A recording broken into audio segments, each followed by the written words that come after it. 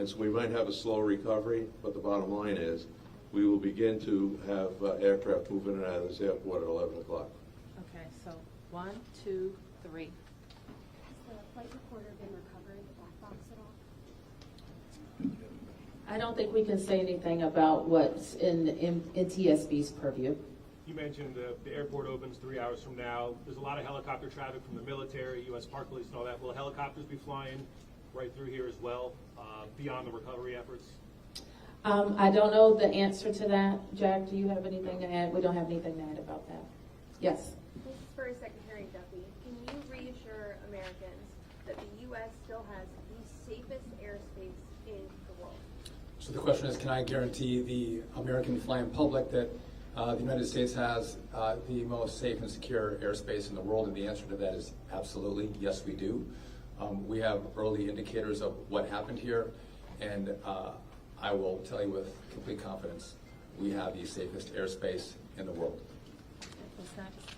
When it comes to informing these families who've tragically lost their loved ones, what has that looked like so far? Have any of them been informed? The flight manifest, is there any details you can provide on that front? Chris, can you add anything? All I can say is that we have published the 1-800 number.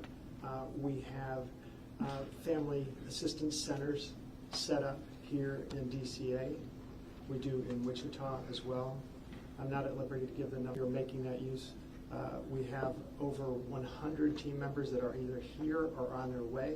They're specially trained to work with family members, handle travel arrangements, hotel arrangements, incidentals, to make sure that we're taking care of people in any way that they can. As you know, as our teams are hurting and suffering, as our passengers and their families need assistance, we're doing everything we can. I don't have any more information on that right now. Mayor, you're next.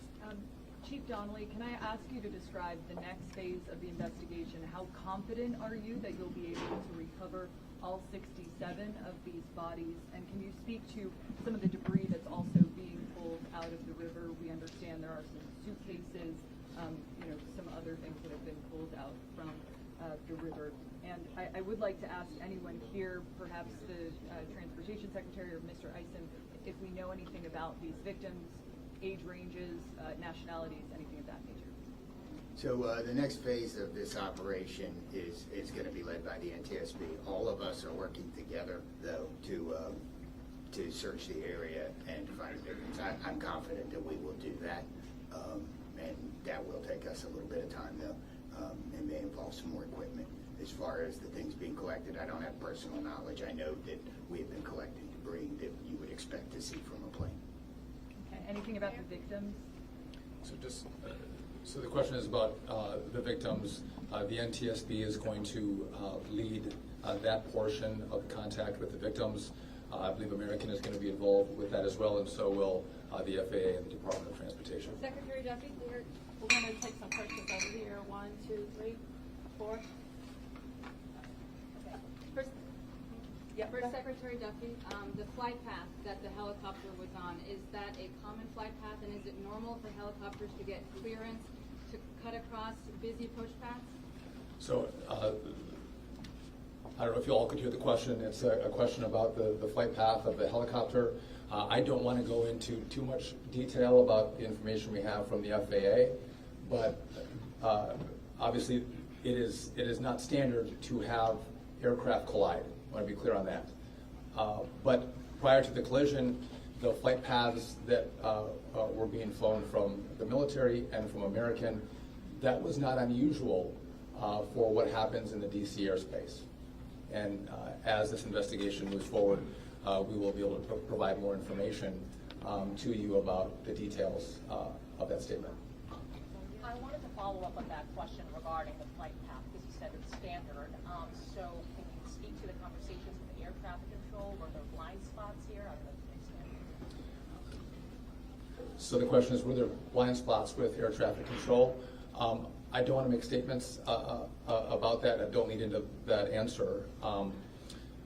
But again, I think whether it was air traffic control, whether it was military aircraft, helicopters, or the American flight, everything was standard in the lead up to the crash. Now, obviously, something happened here. You'll get more information and more details as this investigation moves forward. We'll learn what happened. But again, those who live in the DC area, we see military helicopters fly up and down the river. It's a standard path that they fly. They're used to aircraft landing at DCA, and there's a procedure in place because this happens every day. Something went wrong here. I look forward to the time and point when we can give you that information, but I don't want to comment on that right now. Senator Payne, Senator Warner, you all have been, very vocal about your concerns about busy runways here, air traffic. I know it's still early in the investigation. I'm just curious if any steps that you all plan to take to address that. We have raised this issue continuously. We've got very busy airspace. I think we will ask questions, but at the appropriate time. But we are in this period right now where families are still being notified. We're trying to figure out what happened. There'll be time for those discussion updates. Yeah, I'd just say the same thing. We've been pretty plain about our concerns, but it isn't a good time to speculate right now. We have faith that the NTSB will provide the answers about this. Okay, you fourth here, and I'm going to take 3 in the middle, and then we're going to have to wrap 1, 2, 3 after this young man. Thank you, appreciate it. Chief, I know I can imagine it must be traumatic for your first responders to have to deal with this. How are they doing right now, and are you all going to be offering any services to help them as they process this? So thank you for the question. Our first responders are resilient people, but yes, this call will be hard for them. Our peer support teams are already engaged with the responders, and we'll be following up on that to make sure that they're okay. But I think the concern is real. Okay. Thank you, Ms. Mayor. What kind of communication was there between the helicopter and the tower, the plane and the tower, and the helicopter and the plane? I don't want to say too much on the communication between the helicopter and the tower and the airline and the tower, but I will say this: there was communication. It was I would say standard communication. So there was not a breakdown, if that's your question, in communication between the military helicopter and the American airline flight. There was communication between the aircraft and the tower. Was the plane aware there was a helicopter in the area?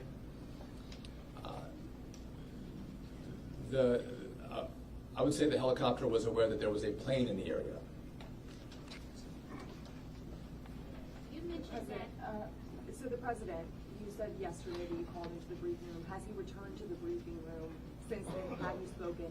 Also a question about the National Security Advisor, Mike Waltz. He's saying that there was 30 bodies that have been recovered. That he just said that at the White House.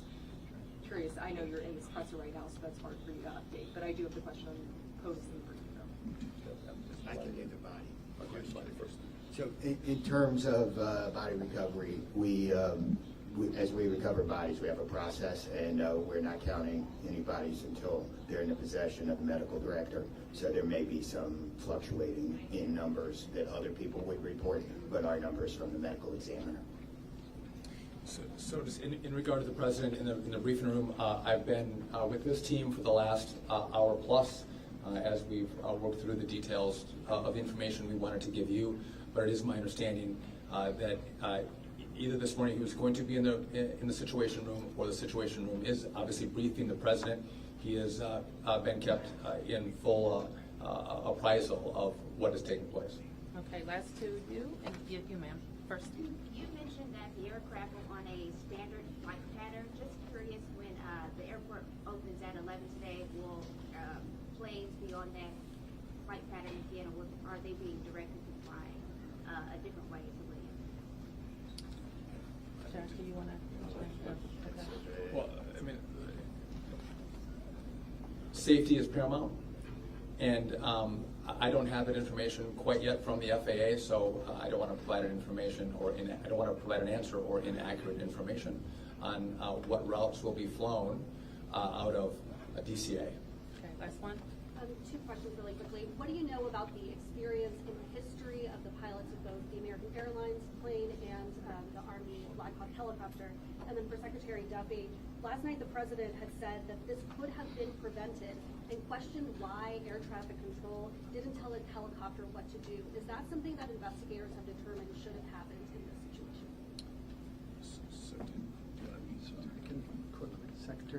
Just quickly, I don't have a lot of information to release, but these are experienced pilots. I know that the captain had 6 years with PSA, or almost 6 years with PSA, and the first officer almost 2 years.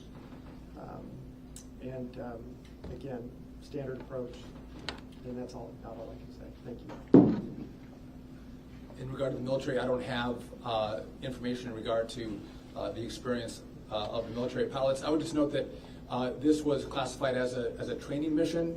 Sometimes people could think that a training mission is someone who is inexperienced in the cockpit. We call these missions that are flown in the DC area as our pilots are getting hours in experience training missions. So don't read into that we had how many hours the pilots on a military aircraft.